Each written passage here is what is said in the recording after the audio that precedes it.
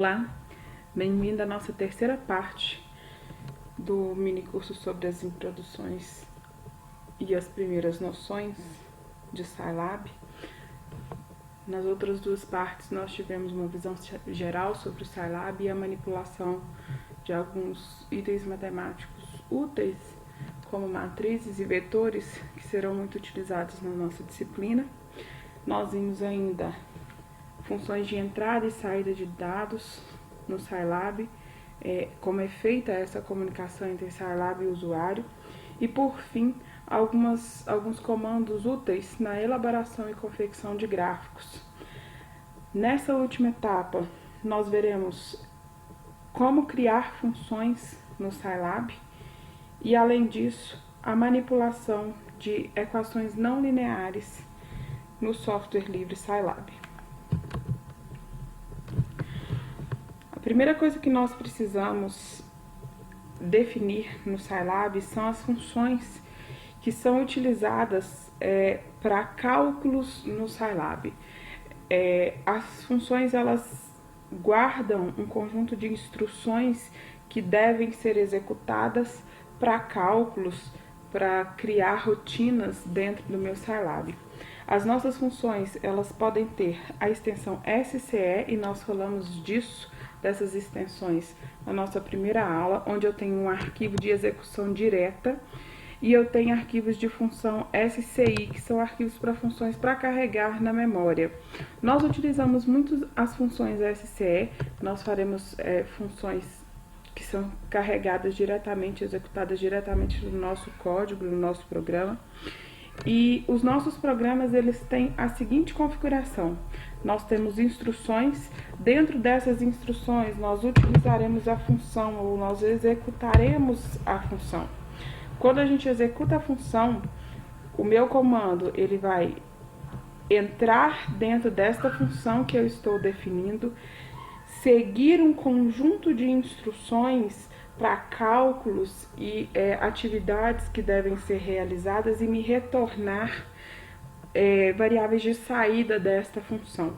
Então, essa execução de instruções dentro da função, ela não é feita de forma explícita ao usuário. Eu não saberei passo a passo, a não ser que isso seja de minha vontade e eu utilize comandos de saída para essa execução, eu não seguirei passo a passo essas instruções na execução.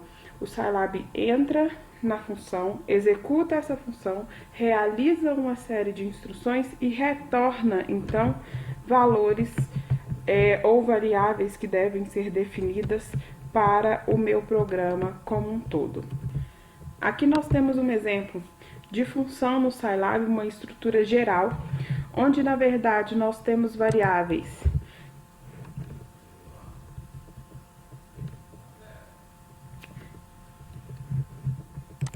Aqui nós temos um exemplo de um código onde eu tenho a estrutura de uma função genérica no Scilab. Essa função genérica, ela está calculando ou me retornando as variáveis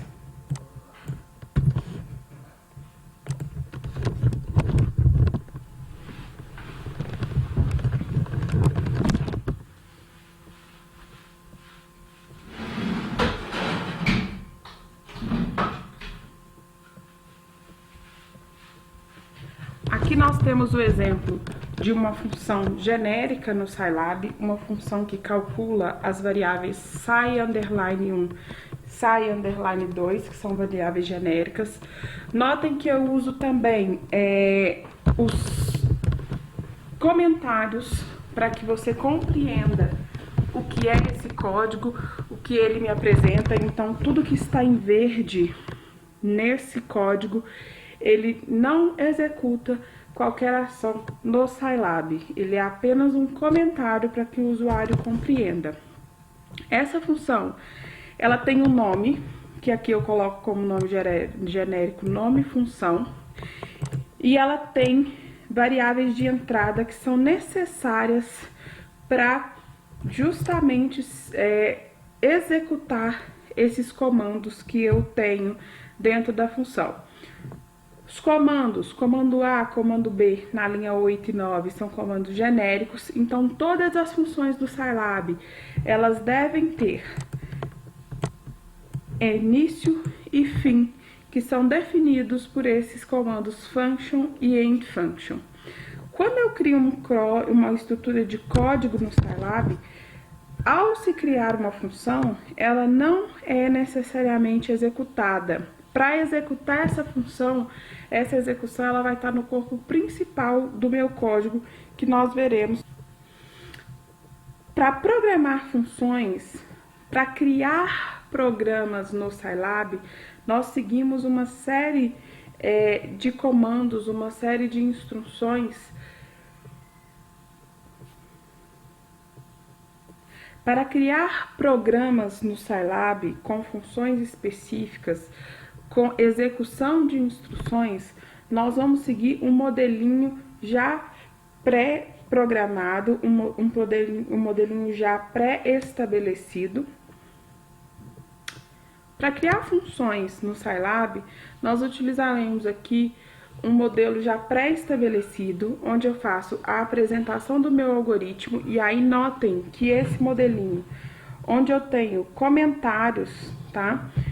Não serão inseridos, então, comandos ou funções, ou ainda argumentos que o Scilab precisa fazer leituras ou executar uma série de instruções, mas esses comentários servirão para que qualquer usuário possa pegar a estrutura do meu código e compreender o que eu estou fazendo. Então, eu vou apresentar esse algoritmo. Este é um algoritmo para cálculo de raízes de uma função não linear, ou para cálculo da equação de Van der Waals, certo? Nós faremos esse tipo de coisa.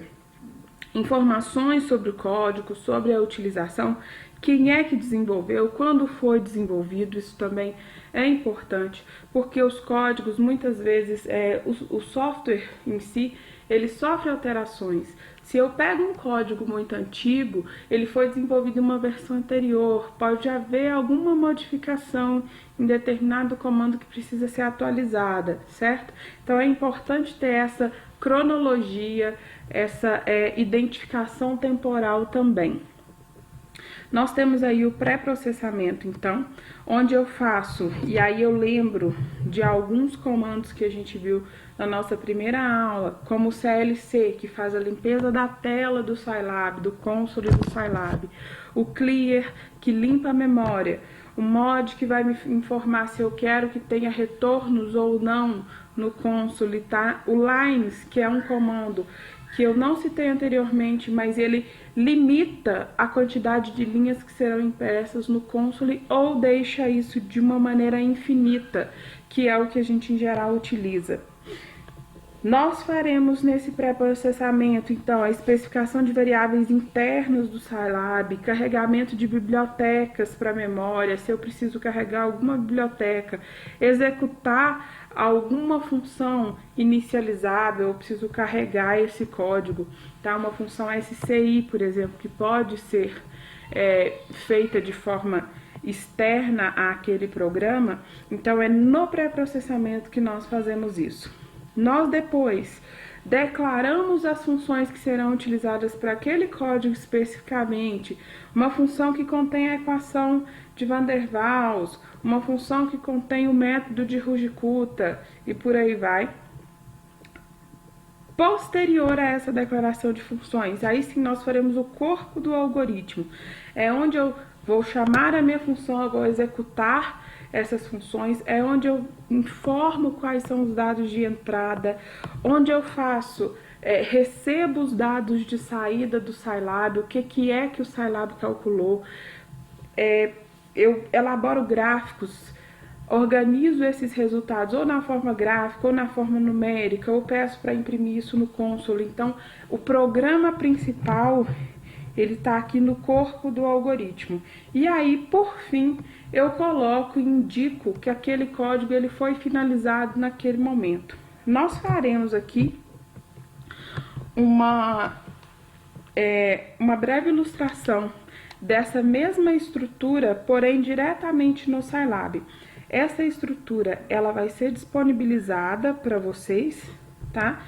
Na forma de um programinha SCE, e ela pode ser utilizada como base para se implementar qualquer código, qualquer programa no Scilab. Então, essa estrutura,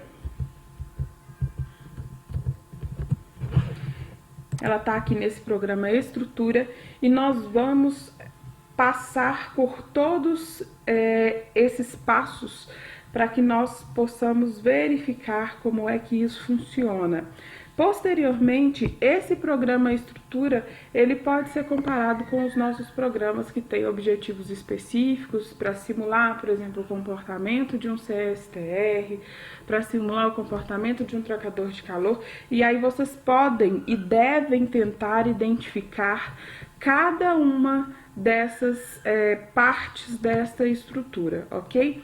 Eu vou deixar alguns exemplos para vocês façam essa identificação do que é pré-processamento, do que as funções, a entrada de dados, o processamento e a saída de resultados, ok? Aqui eu tenho, então, da minha linha 1 até a minha linha 5, é o que eu chamo de cabeçalho ou apresentação do código. Estudo de função no Scilab, eu coloco quem implementou esse código, qual é o objetivo, no caso é apresentar a estrutura de um código no Scilab, e eu posso incluir aqui também uma data, ok? Eu posso incluir aqui, para incluir isso, vejam que a linha fica em branco, para eu fazer essa inclusão como um comentário, eu preciso colocar as duas barras.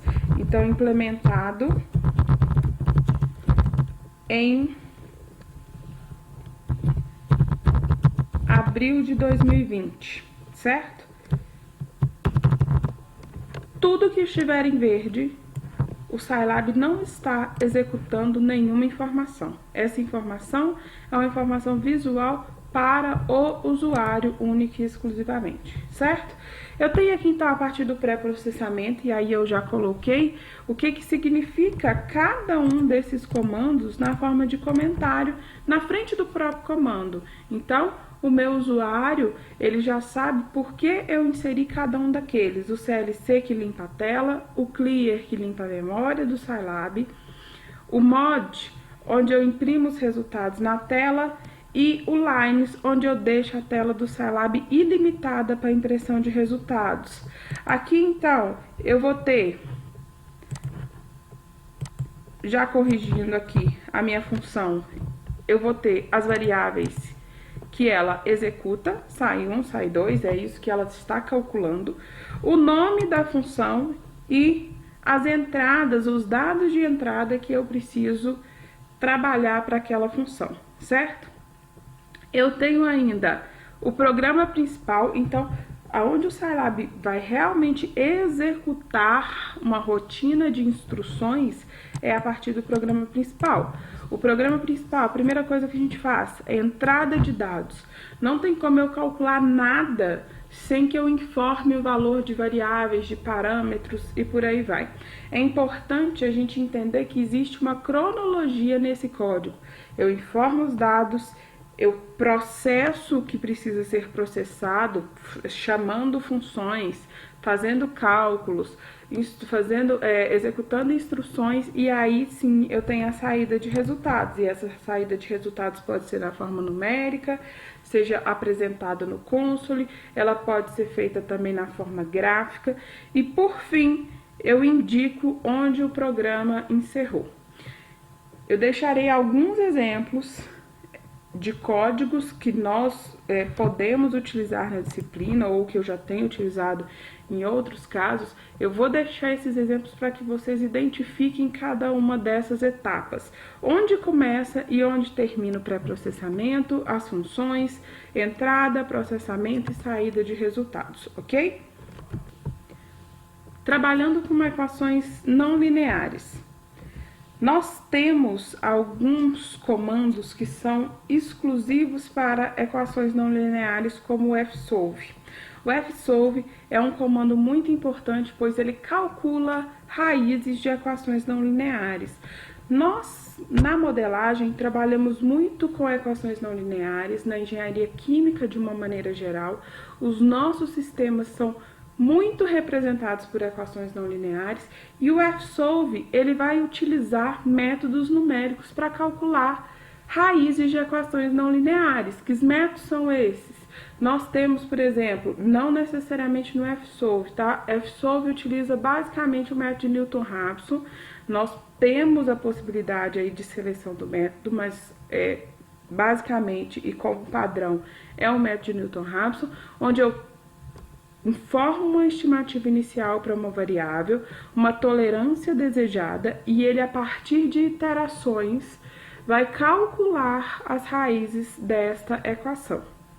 Nós temos ainda como métodos numéricos, e nós veremos isso em outros momentos do nosso curso, como métodos numéricos nós temos o método da abscissão, nós temos o método da substituição sucessiva, todos eles aplicados a equações não lineares. O Scilab utiliza especificamente este. O comando FSolve, ele exige alguns argumentos de entrada que são obrigatórios, que é o x0, que é uma estimativa inicial daquelas variáveis que você quer encontrar, e a função que você quer encontrar as raízes para esta função especificamente, certo? Eu tenho ainda uma função, eu posso ainda informar a matriz jacobiana dessa função, tá certo? E a tolerância que eu desejo. A tolerância padrão hoje do Scilab é 10 a menos 10, o que é uma tolerância mais do que suficiente para os problemas que nós trabalhamos. Mas caso você queira alterar essa tolerância, é possível fazer isso. Se você não deseja informar a matriz jacobiana, eu preciso deixar um parêntese em branco nesta posição. Eu não posso simplesmente omitir isso e depois já colocar a tolerância sem deixar esse espaço em branco. Por que que eu não posso fazer isso? Porque o Scilab trabalha com ordem de argumentos. Ele só irá entender o comando que você usou se você respeitar essa ordem. Qualquer função de qualquer software matemático tem essa especificidade. Eu aceito 4 argumentos. Na seguinte ordem, sempre: x0, função, matriz jacobiana, tolerância. Se eu só passo 3 valores, mesmo que eu saiba que aquele último valor é a tolerância, o Scilab entende que o terceiro valor seria a matriz jacobiana. Então, eu preciso tomar muito cuidado ao executar qualquer comando no Scilab de respeitar a ordem desses argumentos e a quantidade de argumentos necessária. Essa função FSolve, particularmente, ela me retorna ainda uma quantidade de informações que pode me auxiliar a verificar se aquilo é ou não a raiz de uma função.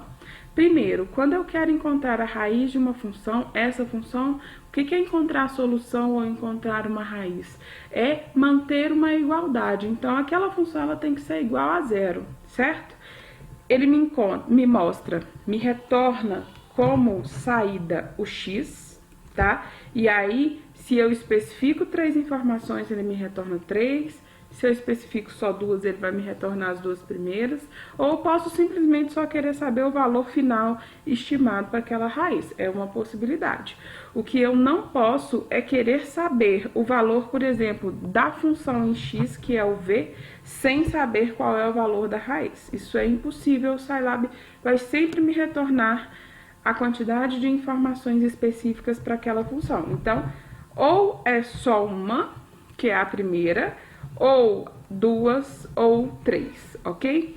Então, eu preciso sempre respeitar essa ordem de argumentos, tanto de entrada quanto de saída, ok? O info são informações sobre a execução daquele código que está embutido nessa função FSolve. A função FSolve, ela resolve um método numérico. Esse método numérico nem sempre converge. A gente já estudou isso em outro momento na disciplina e já estudou isso em outro momento em outras disciplinas como cálculo numérico. Então, esse conjunto de informações, esse info, ele é dado por um valor numérico e cada valor numérico representa uma situação para aquele método. Então, quando eu tenho, por exemplo, o zero, significa que os parâmetros de entrada são inadequados para cálculo da raiz daquela função. Se eu tenho o erro relativo é no máximo igual à tolerância. Então, aquilo vai ser uma solução do meu problema. 2, o número de chamadas da minha função ultrapassou o valor máximo. Eu tenho um certo valor que eu vou definir, não pode passar disso. 3, a tolerância é muito pequena, e se ela é muito pequena, eu não consigo melhorar esse resultado mesmo fazendo mais iterações. É uma possibilidade. O 4, não leva a convergência aquele método. Quando eu tenho um não leva a convergência, por exemplo, o método não funcionou. Não quer dizer que ele não vai te informar um valor de x e um valor de v, por exemplo. Ele vai te informar justamente os últimos valores da última iteração que ele fez. Então, é importante esse tipo de informação e essa análise crítica, principalmente no uso de softwares matemáticos. Os usuários, de uma maneira geral, eles têm uma tendência a confiar cegamente num software. E nós precisamos ter em mente que um software, assim como outras ferramentas, elas possuem erros. Erros humanos, já que eu tenho a possibilidade de informar valores equivocados, eu posso ter trocado um argumento de posição e ele entender uma outra coisa. Eu tenho uma interferência humana na execução deste problema, tá? Então é importante que a gente confie nos resultados. Eu tenho sim que confiar na ferramenta que eu escolhi como ferramenta auxiliar, né, para resolução desses problemas, mas eu preciso ter uma análise crítica para verificar se aqueles resultados eles são realmente condizentes, eles são realmente apropriados, ok? Vou apresentar aqui então um exemplo de um código completo para o cálculo de uma função, de uma raiz de uma função não linear. Então, lembrando da nossa estrutura do nosso código, nós tínhamos primeiro como é que eu faço uma apresentação desse código usando os comentários. Então, estudo de uma função no Scilab, o objetivo é o cálculo de raízes para a equação não linear desse programa específico. Eu faço o pré-processamento e primeiro eu vou criar uma função. Essa função, ela vai me trazer qual é a função não linear que eu quero que o fsolve iguale a zero e encontre as raízes. Aqui, o que a função me retorna? Então, ela vai me retornar qual é a função não linear, que é o f, que eu chamei de f. E aqui, quais são os parâmetros de entrada. Qual que é o primeiro parâmetro de entrada dessa função? Quem é a incógnita que eu quero encontrar, tá certo? Então, essa função, na verdade, ela tem parâmetros, que é a partir do θr aqui, são esses os parâmetros que eu tenho que informar como dados de entrada. E qual é a incógnita que eu quero calcular? Por que eu preciso definir qual é a incógnita? Porque senão o Scilab não vai compreender que aquilo é o que ele precisa calcular no fsolve. E aí ele entende que está faltando um valor de um parâmetro, tá certo? Então, eu defino nessa ordem sempre incógnita, parâmetros. Aqui eu tenho uma única incógnita que é o x, e ele vai determinar isso. A função é 1 menos x mais beta vezes gama c menos x mais delta hr vezes θr exponencial de menos delta r sobre x, dividido por 1 mais θr exponencial de menos delta r sobre x. Esse problema é um problema que está descrito no livro do Pinto e Lage, que está na nossa bibliografia da disciplina, e pode ser encontrado, então, no primeiro capítulo desse livro, no cálculo de raízes de equações não lineares. Nosso programa principal, eu vou informar quais são os valores dos parâmetros. Eu poderia colocar esses valores aqui dentro, tá certo? E não precisaria passar essas informações quando eu chamo ou quando eu defino a função. Eu fiz isso dessa maneira porque em qualquer lugar do meu código que eu precisar desses valores, eles já estão definidos. Mas se por acaso esses valores são utilizados única e exclusivamente dentro daquela função, não há por que nós definirmos isso fora do meu código, ok? Aqui no processamento, quando eu trabalho com o comando fsolve, lembrem que eu tenho que passar a estimativa inicial, que eu chamei aqui de xestima, e defini essa estimativa na linha 30. E eu tenho aqui que passar, na verdade, seria a função que eu quero encontrar as raízes. Só que essa função, ela precisa também, junto com essa informação de qual é a equação, os valores daqueles parâmetros. Então, eu crio uma lista de informações. Essa lista de informações contém a função e todos os parâmetros necessários para o cálculo daquela função. Então, eu passo isso para o meu comando fsolve, ele vai me retornar uma solução, e aí aqui eu chamo a atenção para vocês, eu fiz propositalmente, eu modifiquei o nome dessas variáveis. O nome de variável pode ser o nome que você quiser, tá? Eu poderia chamar de x, eu posso chamar de sol, eu posso chamar de qualquer outro nome de variável que eu queira criar, tá? Façam isso da forma mais intuitiva possível. O que define o que é a ordem que isso está aqui. Então, eu, inclusive, poderia ter chamado v, x e info. Não faz com que a primeira informação seja o valor da função e o segundo seja o valor do x como raiz. A ordem vai ser sempre as raízes, o valor da função nas raízes e as informações sobre a resolução daquele algoritmo aqui dentro, ok? Sabendo disso, eu utilizei o select, onde ele vai selecionar o valor que a variável iflag tem, e a partir disso eu criei um algoritmozinho, uma lógica, para que ele me retornasse o resultado lá no console, lá na minha tela inicial. Então, se o iflag for 0, ou aquele info que a gente viu anteriormente for 0, eu vou escrever parâmetros de entrada não adequados. Caso isso seja 1, então eu quero que ele escreva printf solução é igual, e aí coloque qual é o valor da solução que ele encontrou. E por aí vai. Isso aqui foi baseado no que cada um daqueles infos eles significam na resolução do fsolve. Aqui termina o meu código, então eu tenho a estrutura de um código todo com cada uma das etapas e eu posso executar esse código. Ao executar, com essa estimativa inicial, ele retorna, isso quer dizer que aquele info ele foi igual a 1, que a solução é 5,4419775. Então, assim é uma estrutura de um código para cálculo de raízes para equações não lineares. Nós veremos ainda como lidar com equações diferenciais ordinárias na integração destas a partir de métodos numéricos, como o método de Rudy-Kutta, por exemplo. Nós temos, de forma geral, uma equação diferencial, ela é da forma dy dx é igual a f, e esse f é uma função de x e de y. Nós trabalhamos na engenharia química com muitos modelos desta maneira para representação dinâmica de sistemas, onde a minha variável independente em geral é o tempo.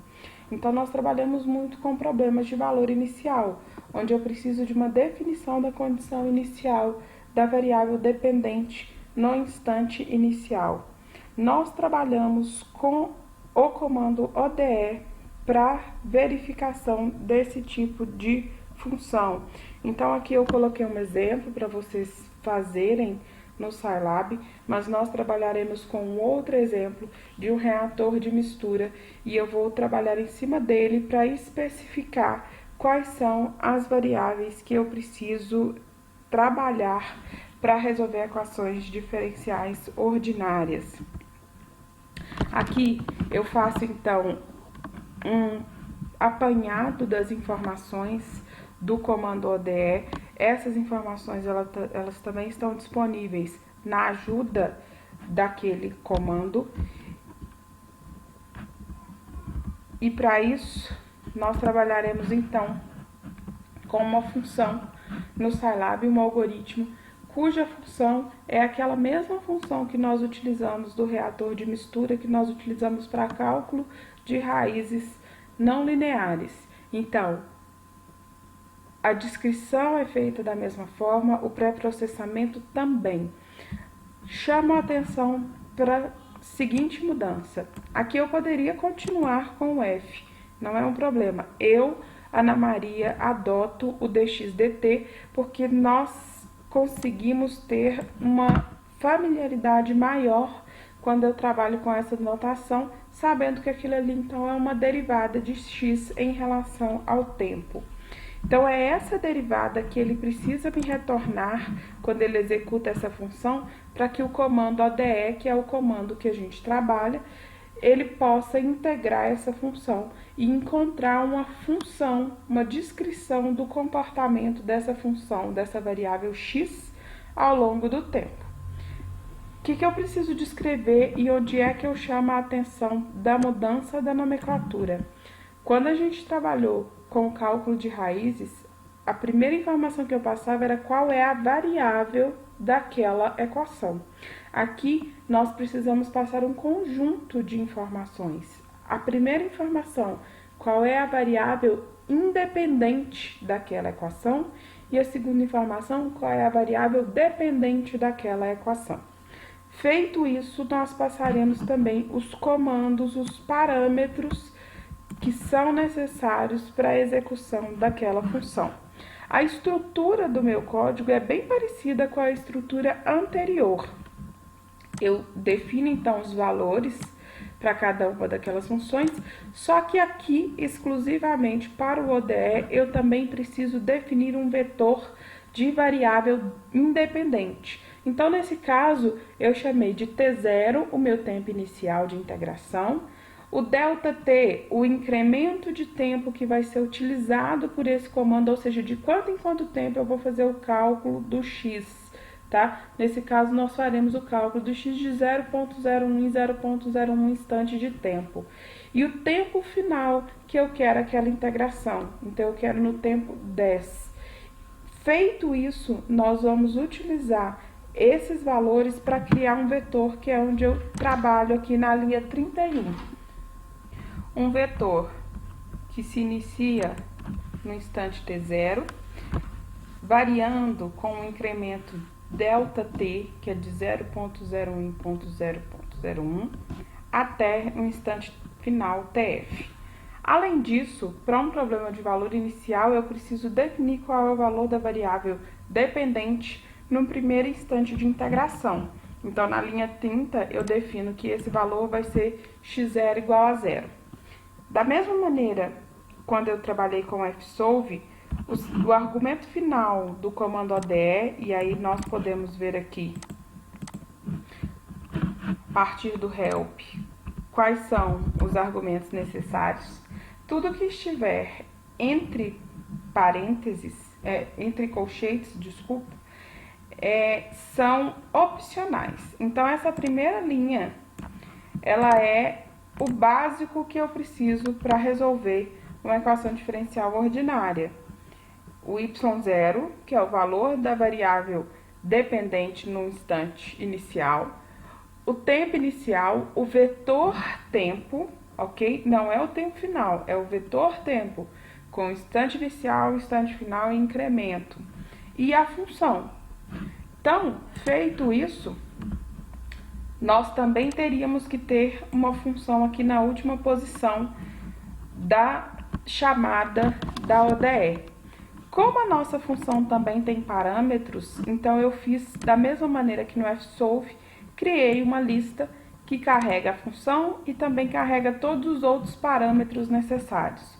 Chamei ODE, onde eu passo os argumentos na ordem definida, e crio um gráfico de tempo por xi. O que é o xi? O x em cada instante t que eu faço aquela integração. Então, eu crio um gráfico que vai me apresentar qual é o comportamento dinâmico desta variável, ok? Esse gráfico, ele pode ser editado posteriormente. Então, eu fiz um gráfico bem básico. Eu não tenho indicação de resultados numéricos no console. Eu não usei nenhum comando de saída para que esses resultados fossem impressos na tela do Scilab. Como é um gráfico dinâmico, é uma variação ao longo do tempo, o resultado gráfico, nesse caso, faz mais sentido. Para finalizar, eu deixo aqui um exercício, onde eu quero que vocês criem uma função que faça o gráfico dessas duas funções. Então, vocês vão criar uma função para calcular o n e o m em todos os pontos de x, com x variando de menos 100 a 100, de 0.01 e 0.01. Coloquem título, abscissa e ordenada, as linhas de grade e plotem as funções na mesma janela gráficas, separadas em coluna. Esse exercício ele contempla comandos e conhecimentos informados nas aulas anteriores, a aula de gráficos, mas também contempla a elaboração de funções no Scilab. Com esse exercício, nós finalizamos a nossa aula. Eu espero que vocês tenham gostado, que ela seja útil durante o desenvolvimento dos códigos da nossa disciplina e também na aplicação do Scilab para outros fins. E o fórum está aberto para que vocês possam tirar quaisquer dúvidas que venham a ocorrer. Muito obrigada, bons estudos!